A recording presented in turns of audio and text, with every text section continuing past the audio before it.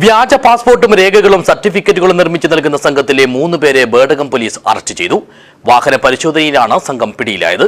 ഇവർക്ക് മനുഷ്യക്കടത്തുമായി ബന്ധമുണ്ടോ എന്നതടക്കമുള്ള കാര്യങ്ങൾ അന്വേഷിച്ചു വരികയാണ്. This news sponsored by Forever for everyone. Shobhika Weddings, Big Mall, Kanjangad, Kozhikode, Koilandi and Kuttiyadi.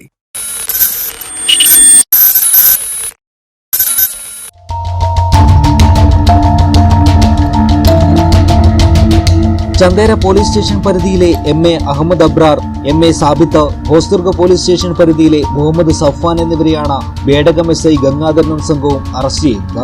Ahmed Abrar കൊറിയയിൽ കാർ കമ്പനിയിൽ ജോലി ചെയ്തു വരികയാണ്. ഇയാൾ കൊറിയയിലേക്ക് ആളുകളെ റിക്രൂട്ട്മെന്റ് ചെയ്യുകയും ചെയ്യുന്നത്. ഇവരിൽ നിന്നും 3 വ്യാജ പാസ്പോർട്ടുകളും 35ഓളം സീലുകളും വ്യാജരേഖകൾ നിർമ്മിക്കുന്ന ഉപകരണങ്ങളുമാണ് കണ്ടെടുത്തത്.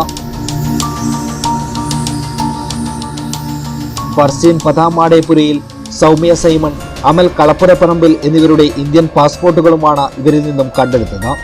ആപ്പിൾ കമ്പനിയുടെ laptop, Indian overseas bank Aluva ശാഖ, ഫെഡറൽ ബാങ്ക് അങ്കമാലി ശാഖ, സൗത്ത് ഇന്ത്യൻ ബാങ്ക് തൃക്കരിപ്പൂർ ശാഖ എന്നിവയുടെ സീലുകളും കണ്ടെത്തിയിട്ടുണ്ട്.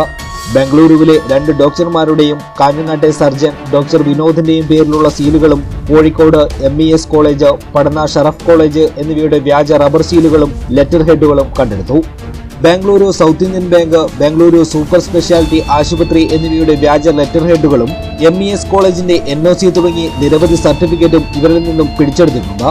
വിദേശത്തേക്ക് പോകുന്നവർക്ക് വ്യാജ സർട്ടിഫിക്കറ്റുകൾ, passport, medical certificate, bank statement എന്നിവയടക്കം നിർമ്മിച്ചു കൊടുക്കുന്നുണ്ട്. 3 ലക്ഷം മുതലാണ് ഇവർ സർട്ടിഫിക്കറ്റുകൾക്കായി ആവശ്യപ്പെടുന്നത്. ബാംഗ്ലൂരിലാണ് ഇവരുടെ രഹസ്യ കേന്ദ്രം പ്രവർത്തിക്കുന്നതെന്നാണ് സൂചന. ഇവരുടെ പിന്നിലുള്ളവരെ കുറിച്ചും പോലീസ് അന്വേഷണം നടത്തി വരുന്നുണ്ട്.